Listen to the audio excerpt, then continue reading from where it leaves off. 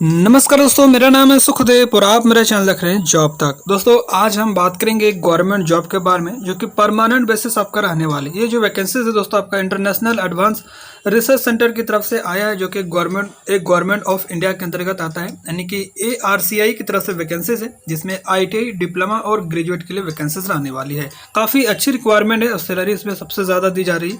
पूरी जानकारी के लिए वीडियो के अंत तक जरूर देखिए। वीडियो को एक लाइक करके अपने दोस्तों में शेयर करें, चैनल को सब्सक्राइब करके बेल आइकन को भी प्रेस करें। तो चलिए वीडियो को स्टार्ट करते हैं।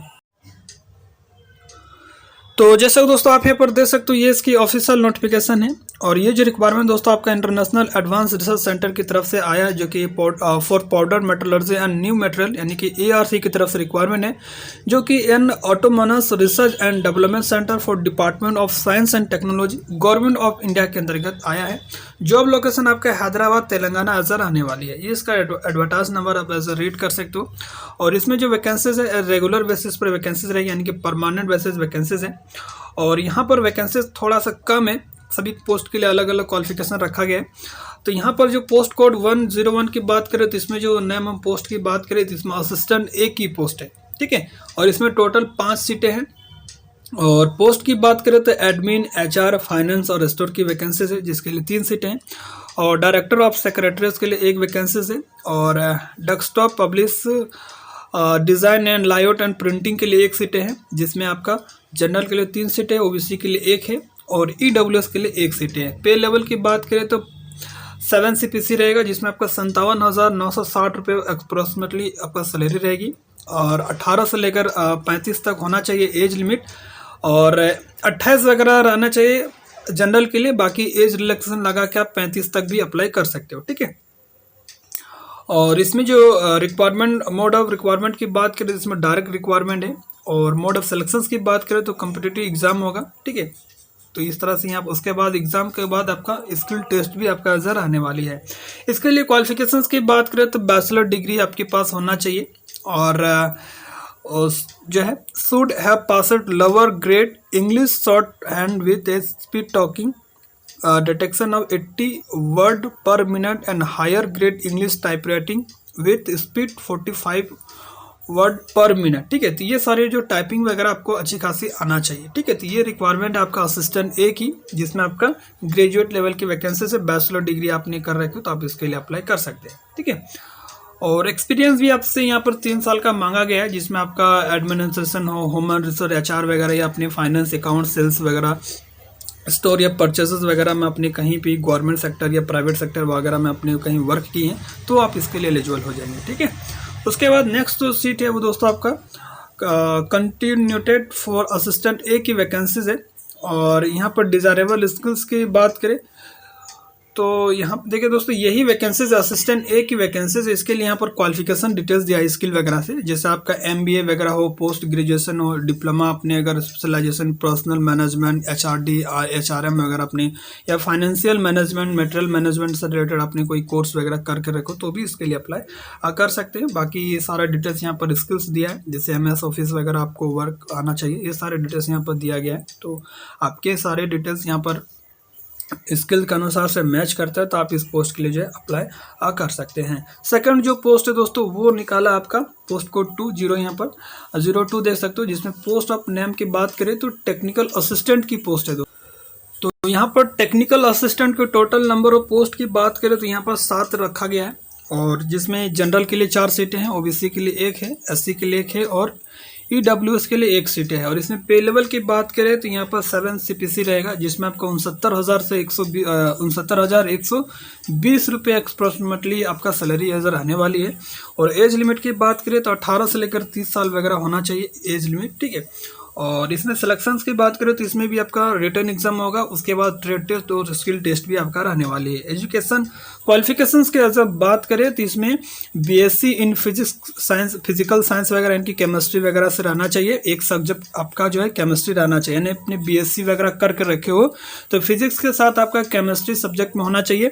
या आपने 3 इयर्स का डिप्लोमा किए हैं फुल टाइम, जिसमें आपका सिविल, मैकेनिकल, मेटालर्जिकल वगैरह हो तो आप इसके लिए अप्लाई कर सकते हैं। यानी कि इस पोस्ट के लिए जो है टेक्निकल असिस्टेंट के लिए आपने BSc वगैरह करके रखे हो या आपने 3 इयर्स का डिप्लोमा सिविल, मैकेनिकल, मेटालर्जिकल से किए हो तो आप इसके लिए अप्लाई कर सकते हैं। यहाँ पर देखिए नंबर ऑफ सब्जेक्ट के अनुसार से केमिस्ट्री के लिए 1 सीटें हैं, सिविल के लिए 1 है, मैकेनिकल के लिए 3 सीटें हैं और मेट्रोलॉजिकल के लिए 2 है। इस तरह से टोटल 7 सीटें यहाँ पर दिया गया है। यानी कि बात करें ग्रेजुएशन के लिए यहाँ पर ओनली केमिस्ट्री ऑनर्स के लिए 1 सीट है, बाकी सिविल के लिए 1 है, मैकेनिकल के लिए 3 है और मेट्रोलॉजिकल के लिए 2 सीट है। यानी कि डिप्लोमा के लिए सबसे ज़्यादा सीटें यहाँ पर रखा गया है। ठीक है, तो ये सारे चीज़ यहाँ पर देख सकते हो दोस्तों। और यहाँ पर जो कोई भी एक्सपीरियंस नहीं मांगा गया। ठीक है, तो ये चीज़ यहाँ पर देख सकते हैं। उसके बाद नेक्स्ट जो सीट है वो दोस्तों आपका टेक्नीशियन ए की सीट है, जिसमें आईटीआई वाले कैंडिडेट एलिजिबल होंगे, बट इसमें टोटल जो सीट है वो आपका सिर्फ 3 सीटें हैं। ठीक है, और सैलरी इसमें देखें दोस्तों, आईटीआई की इतनी सैलरी शायद ही कोई डिपार्टमेंट में देता होगा। 51,300 रुपये आईटीआई की सैलरी है दोस्तों। 18 से लेकर 28 साल तक एज लिमिट होना चाहिए, बाकी एज का रिलैक्सेशन आपको एज कैटेगरीज के वाइज मिलेगा। ठीक है, जिसमें आपका सीट के बाद इसमें भी आपका रिटन एग्जाम होगा, उसके बाद ट्रेड टेस्ट और स्किल टेस्ट भी होगा, जिसमें जनरल में 1 सीट है, ओबीसी में 1 है और ईडब्ल्यूएस में 1 सीट है। यानी कि कैटेगरी वाइज की बात करें तो 1 सीट सबके कैटेगरी यहाँ पर दिया गया है।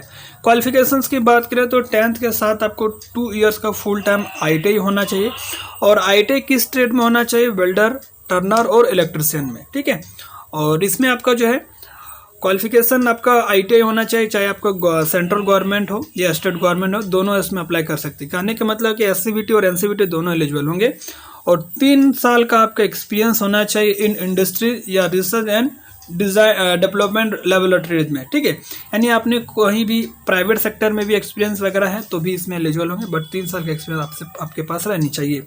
सीट की बात करें तो यहाँ पर वेल्डर के लिए 1 सीट है, टर्नर के लिए 1 सीट है और इलेक्ट्रिशियन के लिए 1 सीट है। इस तरह से टोटल 3 सीट यहाँ पर दिया गया है। ठीक है, तो ये सारे चीज़ यहाँ पर देख सकते हो दोस्तों।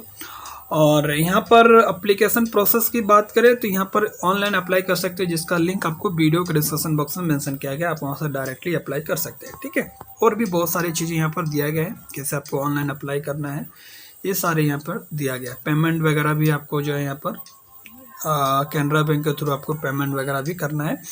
जनरल और ओबीसी कैटेगरीज के लिए 500 रुपये है, बाकी एससी एसटी ईडब्ल्यूएस पीडब्ल्यूडी के लिए 300 रुपये का है। और लास्ट डेट इसका फॉर्म अप्लाई करने के लिए जो है वो आपका 28 अगस्त तक है। फॉर्म ऑलरेडी स्टार्ट हो चुकी है, 28 अगस्त तक आप इसका फॉर्म जो है भर सकते हैं। तो जो भी कैंडिडेट एलिजिबल होते हैं फॉर्म को भर सकते हैं।